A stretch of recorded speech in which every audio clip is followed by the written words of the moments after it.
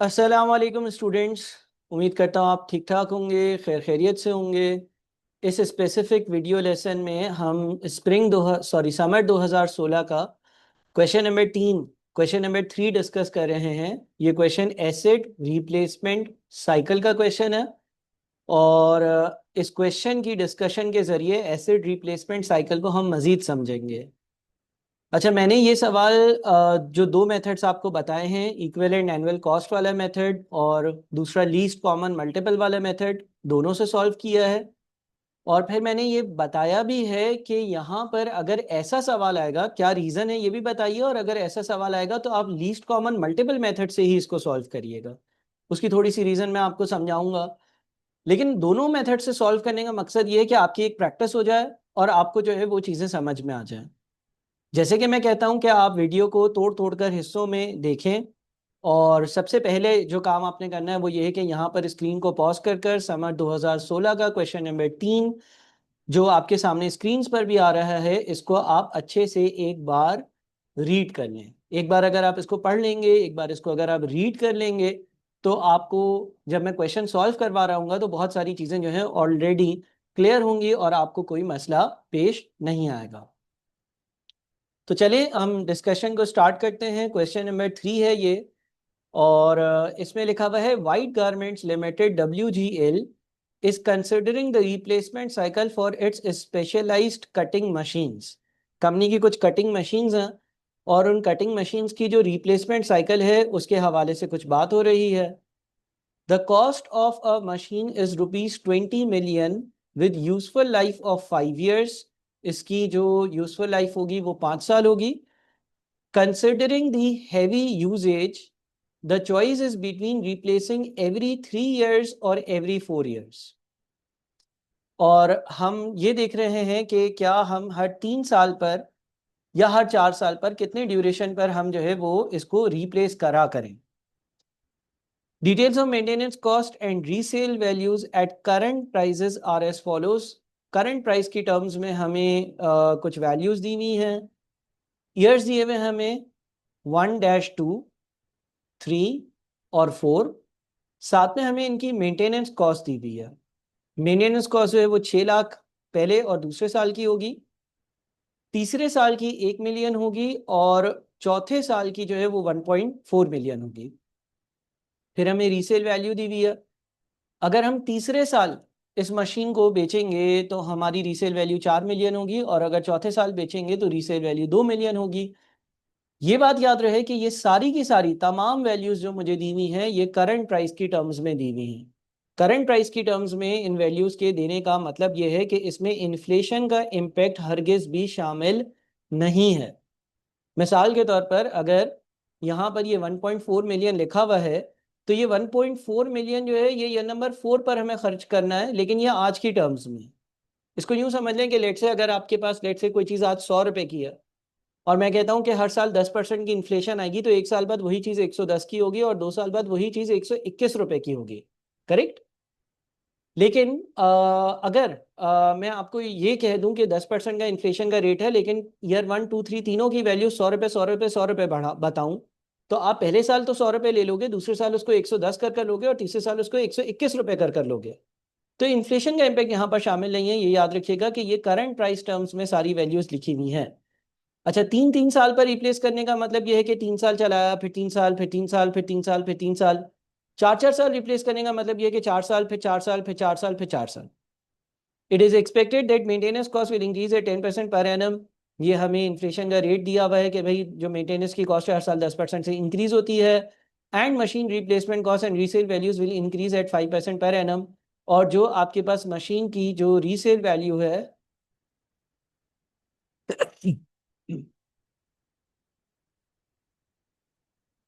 और मशीन की जो कॉस्ट है, आपके पास जो मशीन की रीसेल वैल्यू है और जो मशीन की कॉस्ट है वो 5-5% से बढ़ेगी।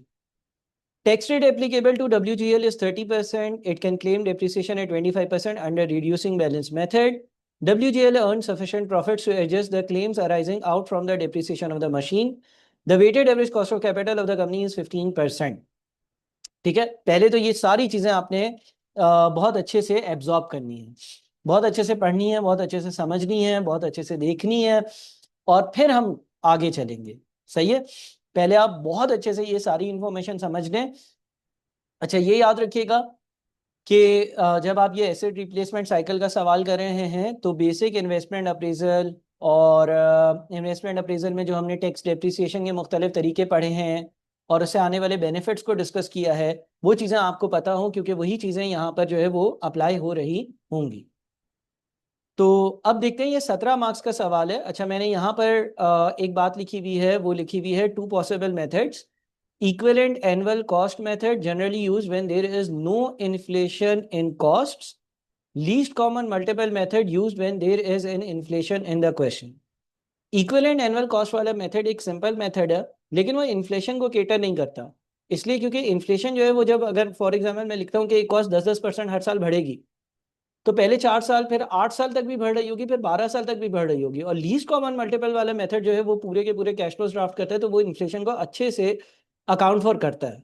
अब पहले हम इन दोनों मेथड से सवाल को डिस्कस करते हैं, फिर वापस से इस पॉइंट को इन्फेसाइज करेंगे कि आखिर ये इन्फ्लेशन वाला और नॉन इन्फ्लेशन वाला चक्कर क्या है। लेकिन क्योंकि इस सवाल में इन्फ्लेशन है, तो बेहतर मेथड क्या है? लीस्ट कॉमन मल्टीपल मेथड बेहतर है। बहरहाल हम दोनों मेथड से सॉल्व करते हैं। पहले इक्विवेलेंट एनुअल कॉस्ट मेथड से सॉल्व करते हैं। सवाल का सारा डेटा आप नोट कर लें, लिख लें अपने पास, सवाल सामने रख लें, ताकि जब मैं स्क्रॉल डाउन कर कर इसको सॉल्व करूं तो मुझे बार बार ऊपर रेफर ना करना पड़े, आपके सामने इंफॉर्मेशन हो। देखिए, मेथड नंबर 1 यानी कि इक्विवेलेंट एनुअल कॉस्ट वाला मेथड, एक काम ये हो सकता है कि 4-4 साल की साइकिल हो, और एक काम ये हो सकता है कि 3-3 साल की साइकिल हो।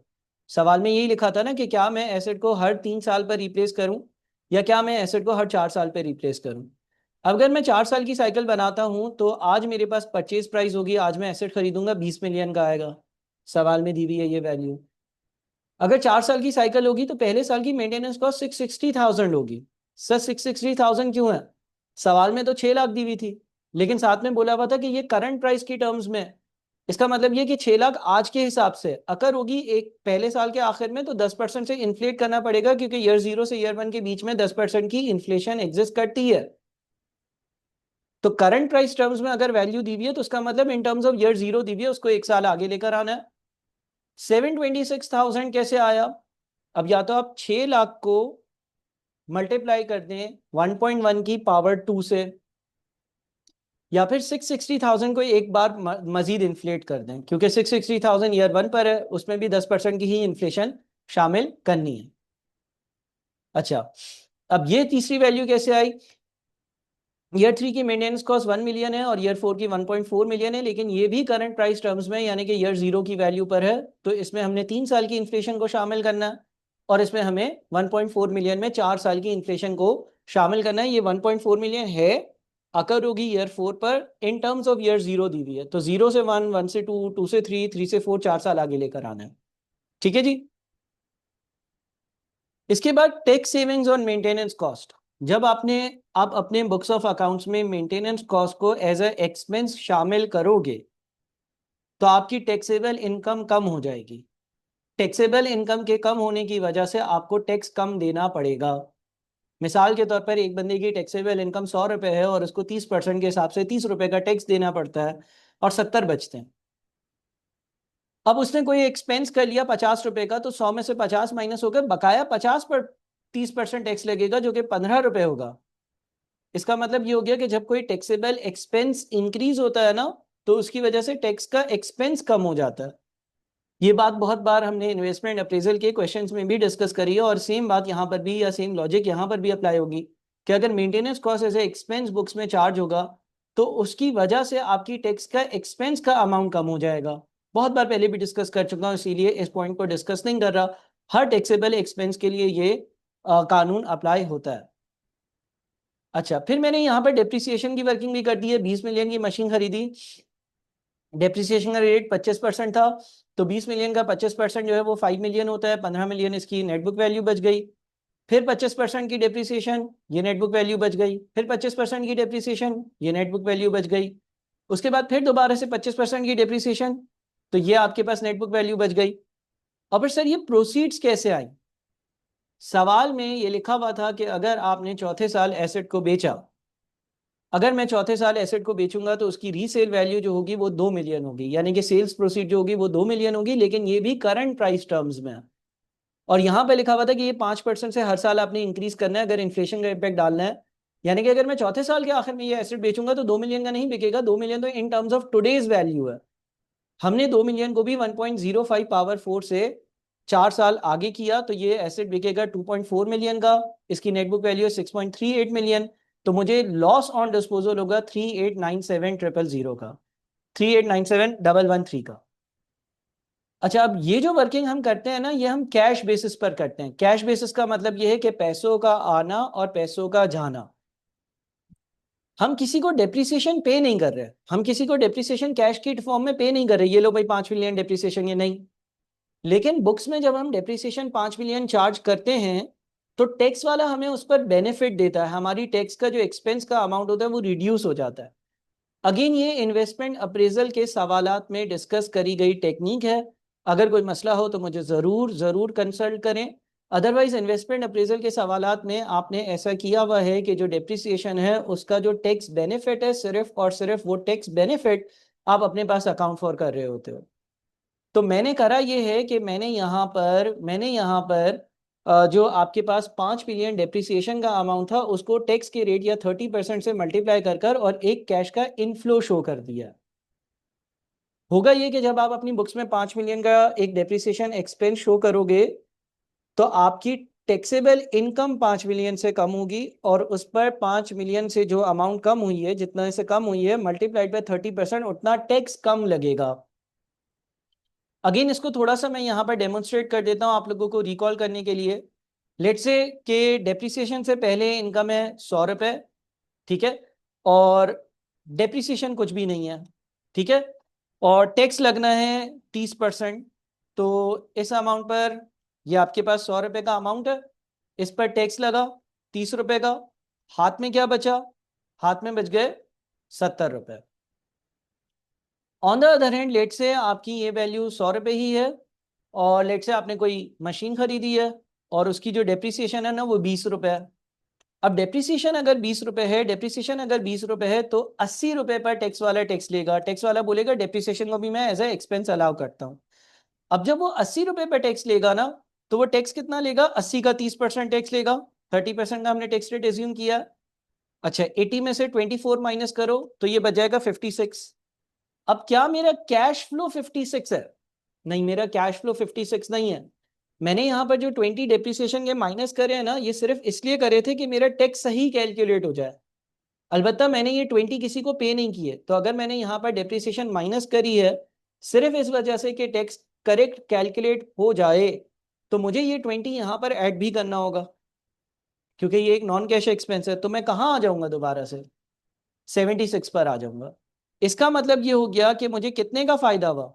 अभी पिछले मेरे नेट कैश फ्लो 70 थे, अभी वो 76 हैं।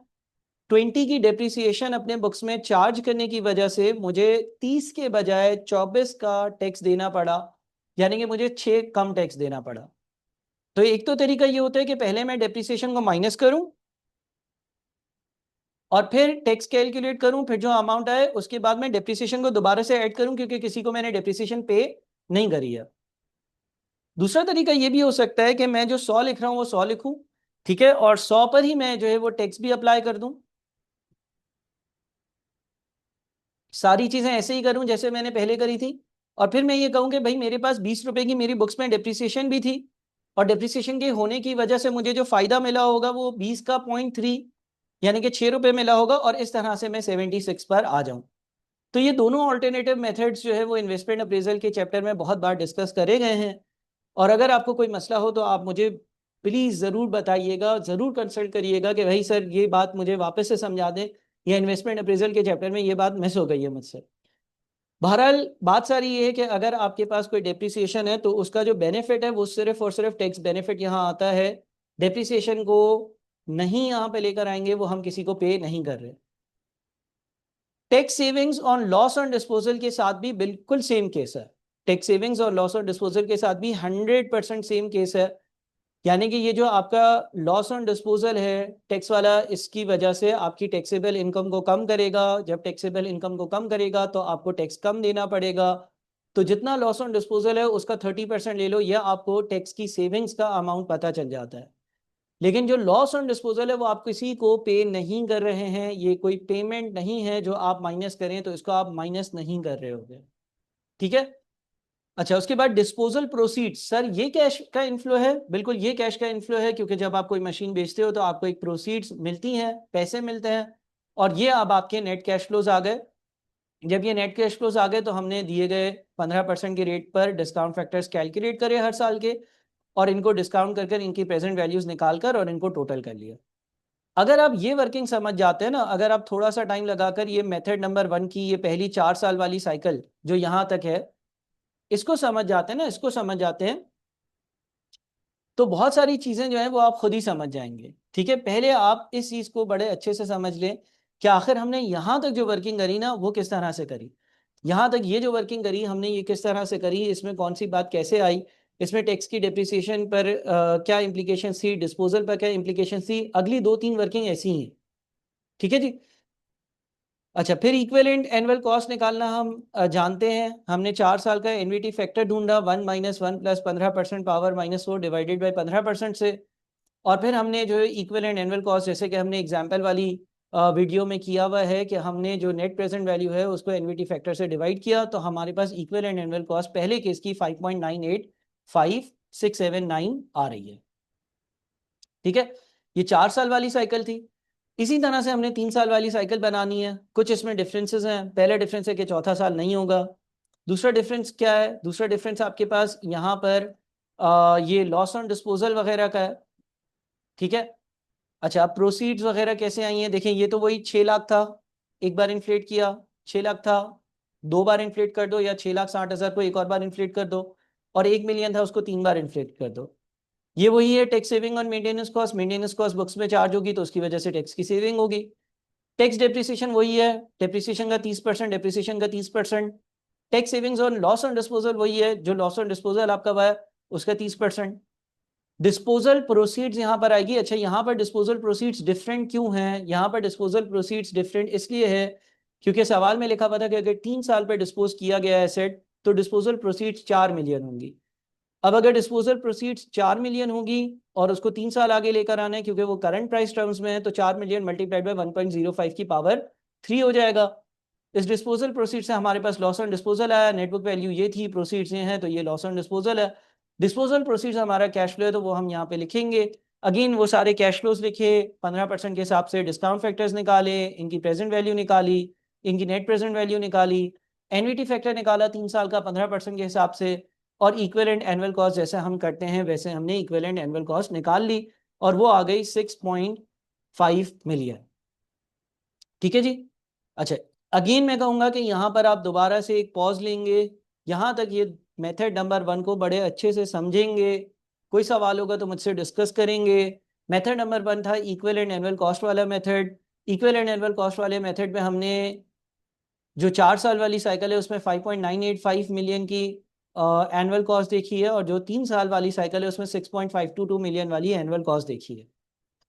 यह हमारे पास इक्विवेलेंट एनुअल कॉस्ट वाला मेथड है। लेकिन क्योंकि इस सवाल में इन्फ्लेशन शामिल है तो preferred method least common multiple method होता है, क्योंकि वो इन्फ्लेशन को लॉन्ग टर्म तक प्रोजेक्ट कर और अपनी वर्किंग्स में इंक्लूड कर रहा होता है। इक्विवेलेंट एनुअल कॉस्ट में तो आपकी साइकिल 4 या 3 साल तक रुक जाती है, लेकिन इन्फ्लेशन का इम्पैक्ट तो आगे वाले आने वाले सालों में भी चलेगा। तो अब जिस तरह से हम एलसीएम निकालते थे, 3 और 4 साल की साइकिल है तो 12 एक कॉमन अमाउंट है, 12 साल की हमने कैश फ्लोज की प्रोजेक्शंस कर ली। ठीक है। इन्फ्लेशन जो है वो जब हम 12 साल की प्रोजेक्शंस करेंगे तो एक over a period of longer term values में रिफ्लेक्ट हो रहा होगा। अच्छा जी, मेंटेनेंस कॉस्ट का क्या होगा? देखिए, सबसे पहले यहाँ पर हम 3 साइकिल्स ऑफ 4 ईयर्स ईच है, यानी कि 4 साल फिर 4 साल फिर 4 साल एसेट चलाया, इस तरह 12 साल पूरे किए। एसेट लिया, पहले साल की मेंटेनेंस कॉस्ट 6 लाख होती है in terms of today's value, एक साल इन्फ्लेट किया। दूसरे साल के लिए या तो आप 6 लाख को 1.1 पावर 2 से मल्टीप्लाई कर दो, या तो पिछले साल को इन्फ्लेट कर दो क्योंकि दोनों साल 6 लाख होना था। तीसरे साल के लिए 1 मिलियन मल्टीप्लाइड बाई 1.1 की पावर 3 किया और चौथे साल के लिए 1.4 मिलियन मल्टीप्लाइड बाय 1.1 पावर 4 कर दिया। ठीक है, पहले यहां तक समझ लेते हैं, ये एक साइकिल है ना, इस साइकिल को समझ लेते हैं। इस साइकिल में कोई भी चीज मेरे ख्याल में ऐसी नहीं है जो ऊपर से ना आई हो, यही वाली सारी वैल्यूज होंगी, हम देख लेते हैं। 20 मिलियन नेट अमाउंट, 1038, 616, 87 और 2798। 20 मिलियन, 1038, 616, 87। अच्छा, यहां पर कुछ थोड़ा सा डिफरेंस आ रहा है, मैं आपको समझा देता हूं क्यों। देखिए, पहली अमाउंट तो 20 मिलियन मैच कर रही है, ईयर 0 का आउटफ्लो यहां से मैच कर रहा है। फिर 1038 और 6168, 1038 और 6168 भी मैच कर रहा है। फिर 87950 का नेगेटिव, और यहाँ पर 87950 का नेगेटिव ये भी मैच कर रहा है। जब हम equal and annual cash flow 4 साल के कर रहे थे तो उसकी जो 4 साल की वैल्यूज है वो सारी ही तकरीबन इधर है, सिर्फ चौथे साल में एक डिफरेंस है। वो क्या डिफरेंस है? अब हम क्या कर रहे होंगे, अब हम एक मशीन खरीद भी तो रहे होंगे। देखिए, ये कैश फ्लोज वही हैं जो ऊपर आपने देखे हैं पहले मेथड में। यहां पर जो एक चेंज है ना, वो ये वाला कैश फ्लो है। सर ये क्या है? देखें, आपने ईयर 0 पर एक मशीन खरीदी, 0 से 1, 1 से 2, 2 से 3, 3 से 4 चलाई। अब आपको 5वें साल के शुरू में, जो कि चौथे साल का आखिर है, दूसरी मशीन खरीदनी होगी, क्योंकि अब आप एलसीएम मेथड कर रहे हो। एलसीएम मेथड में हम 12 साल की प्रोजेक्शन कर रहे हैं, तो हम देख रहे हैं कि 12 साल में हम क्या कर रहे होंगे। ईयर 0 पर मशीन खरीदेंगे, फिर 4 पर खरीदेंगे, फिर 8 पर खरीदेंगे, ऐसे चलेंगे। तो आपने 0 पर जो मशीन खरीदी वो 0 से 1, 1 से 2, 2 से 3, 3 से 4 चली। अब आपको एक और मशीन खरीदनी पड़ रही है। अच्छा सर, उसकी ये वैल्यू कैसे आई? देखिए, सवाल में लिखा हुआ था कि जो मशीन की करंट परचेज प्राइस है ना, वो 20 मिलियन है, और ये भी करंट टर्म्स में है। तो अगर मैं दोबारा से चौथे साल पर ये मशीन खरीद रहा हूं, तो अब ये चौथे साल पर मुझे 20 मिलियन की नहीं मिलेगी, बल्कि जब मैं चौथे साल पर खरीदूंगा तो इसकी वैल्यू 5-5% 4 बार इंक्रीज हुई होगी।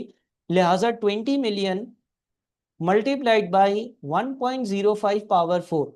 अगेन ये सवाल में मेंशन था कि जो मशीन की कॉस्ट है वो हर साल 5% से इंक्रीज हो रही होगी। लिहाजा मशीन की कॉस्ट को 5% से इंक्रीज कर कर और 4 साल का इसमें इम्पैक्ट शामिल किया, तो अब जब मैं चौथे साल मशीन खरीदूंगा तो वो 24310,125 की आएगी। अच्छा, अब यहां पर दोबारा से न्यू मशीन आ गई है, यहां पर दोबारा से नई मशीन आ गई है। तो अगर मशीन नई होती है तो पहले साल की maintenance cost 6 lakh in terms of today's value. लेकिन अब हम 5वें साल हैं, तो 6 लाख मल्टीप्लाइड बाई 1.1 की पावर 5, क्योंकि 6 लाख ईयर 0 की टर्म्स में। जब आप मशीन खरीदते हो तो उस मशीन की पहले साल की मेंटेनेंस 6 लाख होती है, अलबत्ता 6 lakh in terms of year number 0। तो ईयर नंबर 5 की वैल्यू क्या होगी, 10% के हिसाब से उसको इंक्रीज करके लिखा। फिर पिछली वैल्यू को 10% से इंक्रीज किया, जैसे हमने ईयर 1 से 2 में करते थे। तीसरी वैल्यू यानी कि मशीन खरीदने के बाद तीसरे साल का जो मेंटेनेंस का एक्सपेंस है वो 1 मिलियन है, और 1 मिलियन को हमने पावर 7 इसलिए किया कि उसमें 7 सालों की इन्फ्लेशन इंक्लूड करें, क्योंकि 1 मिलियन आज की टर्म्स में है। उसके बाद 1.4 मिलियन है आज की टर्म्स में, उसको ईयर 8 पे लेकर आने के लिए हमने 1.1 की पावर 8 कर दिया। अच्छा, अब डेप्रिसिएशन वगैरह हर चीज पर क्या इम्पेक्ट पड़ेगा, देखें ये तो ऊपर वाली वैल्यू का ही 0.3 है, ये तो ऊपर वाली वैल्यू का ही 0.3 है। ये बात हम ऑलरेडी समझते हैं, जानते हैं, हमें पता है कि ऊपर वाली वैल्यू का 0.3 लेना था। इसके बाद आपने क्या किया, देखिए, अगर मशीन की कॉस्ट हर साल 5% से इंक्रीज होगी, तो नई मशीन की कॉस्ट ये 2431 समथिंग हो जाएगी। अब जब ये 2431 समथिंग हो जाएगी ना, तो इसकी डेप्रिसिएशन क्या होगी, इस वैल्यू का 25%। गौर से सुनिएगा, न्यू जो मशीन आपने ईयर 4 पर खरीदी है उसकी डेप्रिसिएशन क्या होनी चाहिए। सवाल में डेप्रिसिएशन की क्या पॉलिसी है, सवाल में डेप्रिसिएशन की पॉलिसी है, it can claim depreciation at 25% under reducing balance method. तो देखें, ये अगर मशीन की कॉस्ट पहले 20 मिलियन थी, डेप्रिसिएशन उसका पहले साल 25% था, फिर बचे हुए का 25%, फिर बचे हुए का 25%। अब मशीन आई है 24310,125 की, तो पहले साल की डेप्रिसिएशन क्या होनी चाहिए, इसका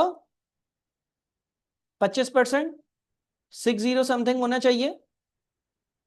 मैं जरा, हाँ, 24310,125 का 25% होनी चाहिए डेप्रिसिएशन, और टैक्स का बेनिफिट इस डेप्रिसिएशन का 30% होना चाहिए पहले साल के लिए।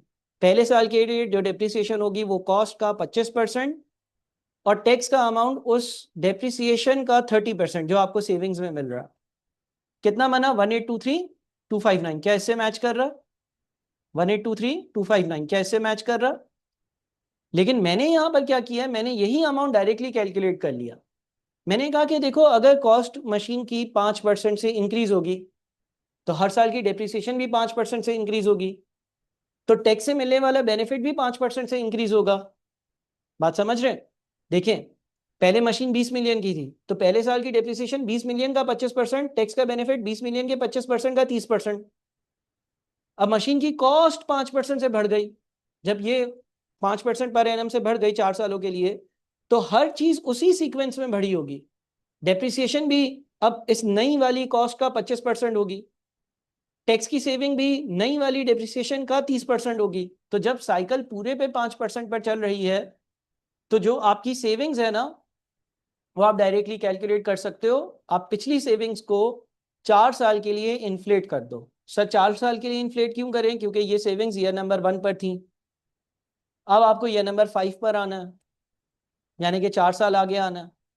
इसी तरह से ईयर 6 वाली वैल्यू 7 को 4 साल आगे ले जाओ 5% से। इसी तरह से 7 वाली वैल्यू 3 वाली वैल्यू को 4 साल आगे ले जाओ 5% से। और इसी तरह से आखिरी वैल्यू, आखिरी डेप्रिसिएशन को 5% से 4 साल आगे ले जाओ।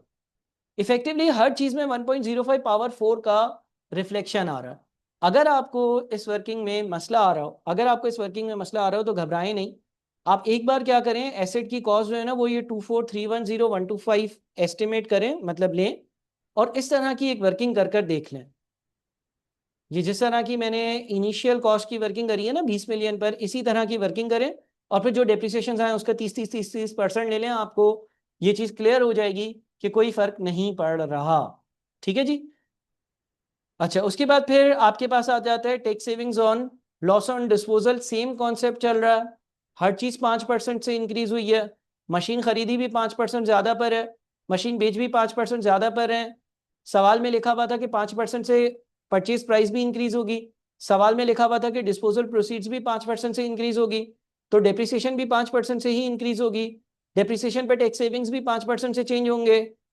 टैक्स लॉस ऑन डिस्पोजल जो है, या tax savings on disposal value जो है, वो भी 5% के हिसाब से ही चल रहा होगा। और इसी तरह से आपके पास जो डिस्पोजल प्रोसीड्स हैं वो भी 5% के हिसाब से इंक्रीज हो रही होंगी। या आपकी जो डिस्पोजल प्रोसीड्स हैं वो कैसे आई हैं? डिस्पोजल प्रोसीड्स के लिए अगेन आपने जो है वो उसी उसी सीक्वेंस में जो है वो चलते जाना है, उसी सीक्वेंस में सारा काम आपने करना होगा।